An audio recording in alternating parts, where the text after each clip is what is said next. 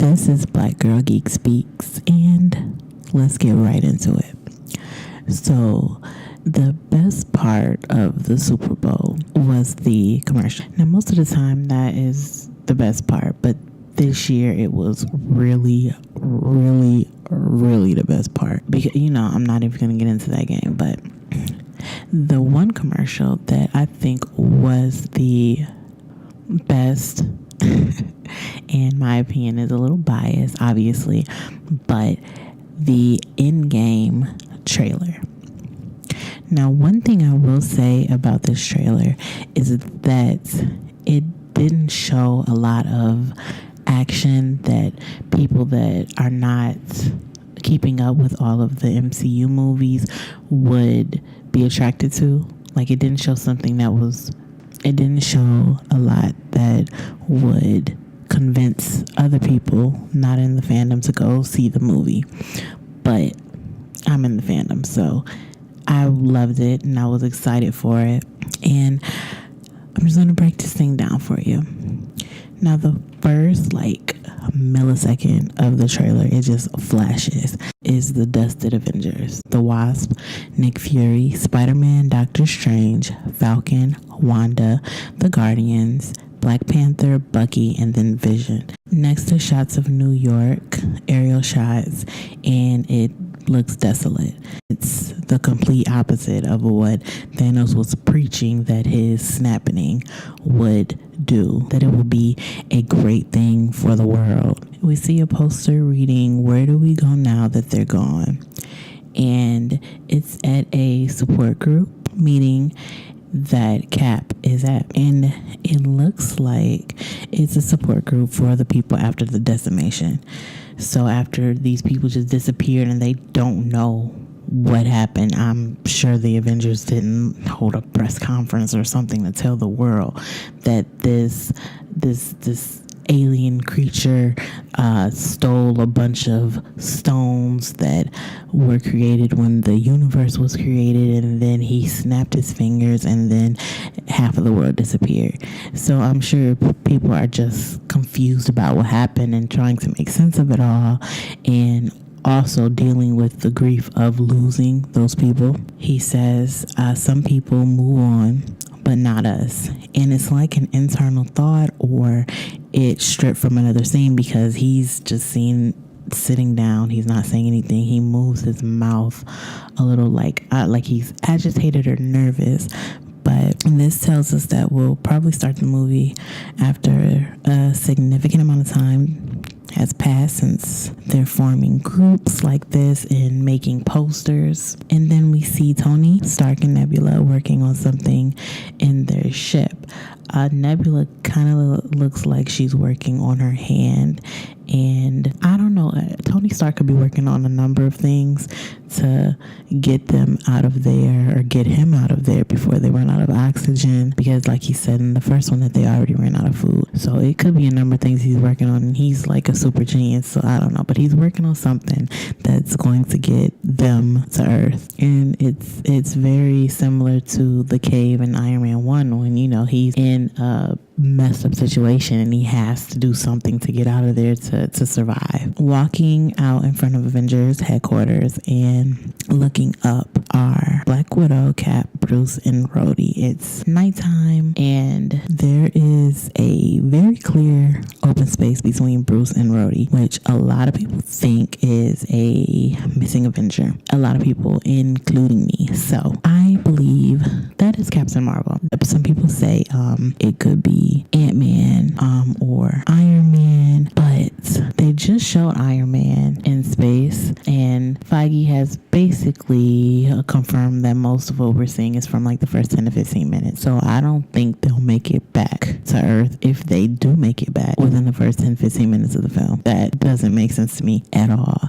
And if it was Ant-Man, I don't think it would be Ant-Man. Why would that be a secret? Because Ant-Man he's in the first trailer at the very end, but he's there. And then he's in this trailer too. So why would they feel the need to hide him? It doesn't make sense to me. But like I said, I think it's Cap. Captain Marvel. I've also heard it could be Rocket or Thor, but like I said, just like Ant-Man, they're all in other parts of the trailer. So I think to edit them out will serve no purpose and cost a lot of money. So I'm going to go with Captain Marvel. 82.5% sure that that's who it is. But if I am wrong, and if it's not her, then I'm going to say that they're looking up at her, that she is arriving, and that's what they're looking at. Now we have like a really quick couple of flashes. Rocket opens the door of a shack, looks like on a beach, and I don't know, I think that him and Thor are going to be in space for a lot of the movie. They have the most ties and connections out of everyone besides Nebula, everyone in the trailer that, that have him invested. So I think that maybe they would look for Valkyrie, or maybe look for other people that they know or that may have survived. So I think he's maybe on a planet looking for something or someone with Thor not too far behind, or he's looking for Thor because after everyone was dusted and after, Gamora was killed, he doesn't really know anyone. All the Guardians are gone besides him. So between all of the Avengers, he doesn't know any of them but Thor. And he kind of took to Thor. So I think that they'll kind of be sticking together, or he's going to seek Thor out and then they're going to stick together. And next is Natasha is shooting at the HQ. She's shooting at targets very accurately, I might add. And I don't know, I think this was a little mundane. I think that they could have used something a bit more connected to everything else in place of this clip, or something more exciting. Could have showed some type of action, her doing something else, but they could have showed her doing something or somebody else doing something. I don't know. I just think that was a waste of a clip. And next is Ant-Man and Rhodey, and they're gearing up,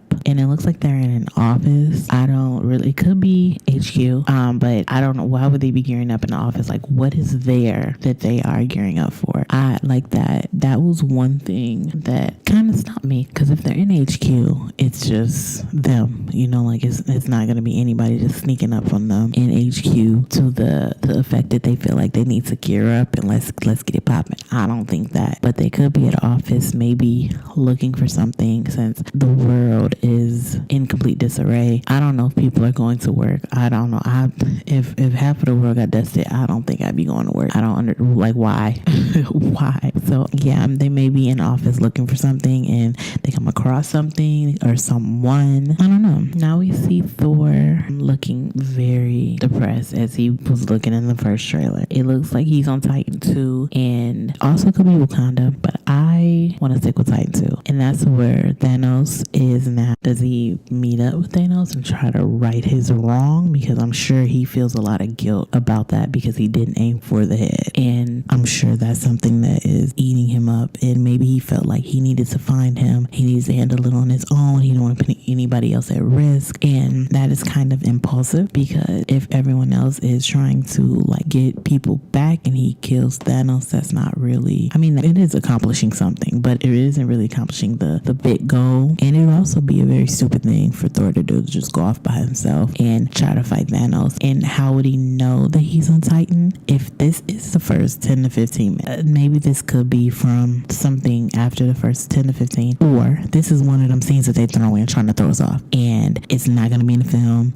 and it's like maybe heavily photoshopped, or something that they just shot to throw in here and mess our heads up. And that feels like the most accurate thing, is that is some throwaway shit. And we see Hawkeye. He is back as Ronin. I'm not sure how to pronounce that. We're gonna go Ronin. I like that.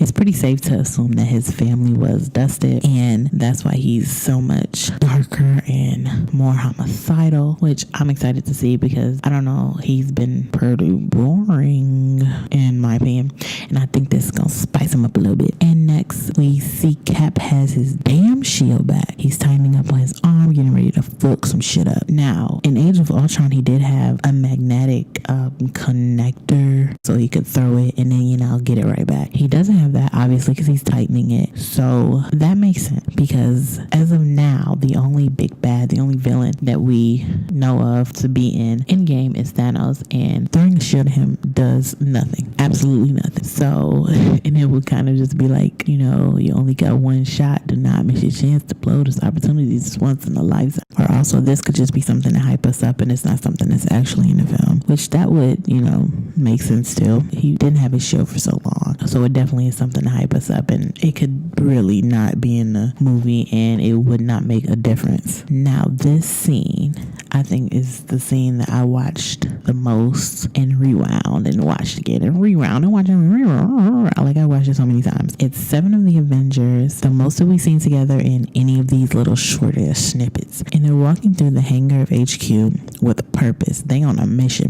There's Cap leading the pack. The next one is either Thor or Ronan. I think it's Thor. Natasha, Rocket, Thing is Ant-Man and Rhodey, and then Bruce, or he could be Professor Hulk at this time, because you really cannot tell. You just kind of see the top of his hair, but I rewound it enough because I didn't know. I'm like, is that really somebody in the back walking? And if you rewind it and watch it or slow it down, then you do see that it is somebody back there walking with them. So it's definitely 7 people. I've seen a lot of people say 6, but it's definitely 7 people. You can quote me on that. But there is a gap after Ant-Man between him and Rhodey. Again, I kind of think it's Captain Marvel. I really think it's her, because I think she's going to be a big asset, and she's just coming off of her movie, and I think it's going to be a really big thing, and she's going to have a really big part. I think her, Doctor Strange, and Ant-Man, they've set them up to be like the ones that hold like the secrets and saving the world. There is Doctor Strange. A long time ago, I think I remember the interview that he was the only one, that Benedict Cumberbatch was the only one that knew the ending, because he needed to know for his role. So that was interesting, and he has arguably the most knowledge of the stones out of the Avengers. Captain Marvel, there was the interview when Sam Jackson said that she can time travel, which they do those things where they are told to say certain things to like throw us off, or even to create hype, or it could just been a slip maybe. And also with Ant-Man, there is the quantum realm, which they kind of have pushed us towards believing that is a big deal also. So I think that one of those is a red herring, at least one, maybe 2, because it couldn't be, okay, Captain Marvel time travels, and then there's the quantum realm, and then there's Doctor Strange, or it could be all 3. It could be all 3. I think that would be a lot going on, but it could be all 3. I don't think it is. Time travel can sometimes be like an easy out, and I don't think I want an easy out with this 10-year journey. I don't want an easy out. That just seems way too easy, and I don't think they would do that anyway if it's just that. But there could be time travel and quantum realm. Like I said, I don't think that they're just going to solely rely on time travel. Back to this missing person, it could also be Doctor Strange, and there's a lot of theories about Doctor Strange. Like I said, he is one of the people that we've been led to believe is going to be a game changer in Endgame. And there's theories. There's a few theories. If that is Doctor Strange, did one of his illusions or a spell to make it seem like that's what happened to him, because he wasn't the first one, so he saw other people dusted before he was dusted. So that could be that, and he's just coming back now. He's figured it out, or he knows about Captain Marvel, or something happened and he's back. He also could have used the time stone when he gave it to Thanos, which it kind of looks like he did, because it illuminated when he gave it to him. So it could be some type of spell on it.